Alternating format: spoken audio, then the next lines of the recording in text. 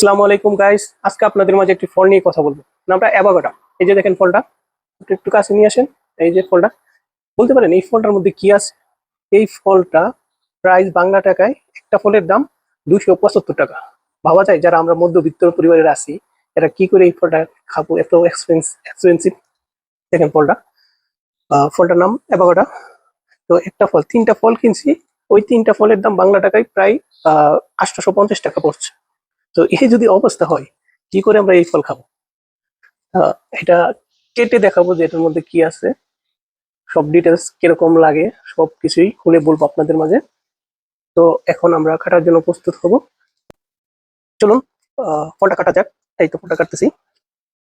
ওমা, এটা হালি আছে একটা বড়। ওকে, দেখি এটা টেস্টটা কিরকম। না, এটা তো খুব এত টেস্টও না, কিছু না। এটা জাস্ট একটা নর্মাল, কি বলবো, এটা টেস্ট আমি কিভাবে আপনাদেরকে এক্সপ্লেন করবো। এটাকে আমি কোনো টেস্টই পাইলাম না। এটা লাইক কি এর মতো নর্মাল কিছু একটা খাচ্ছে, কোনো একটা জিনিস মিষ্টিও না দিতেও না, এরকম। তো এই ছিল এটার রিভিউ। তো অন্য আরেক সময় দেখা যাবে, কিন্তু এটার মধ্যে কোনো টেস্ট নাই, কিছুই নাই। এটা একটা নর্মাল খাবারের মতন। আমি মিষ্টিও বুঝলাম না, চুক্কাও বুঝলাম না, এটা মিষ্টিও না চুক্কাও না, এটা একটু মাঝারি ধরনের আছে। তো গাইস, ঠিক আছে, বাই বাই।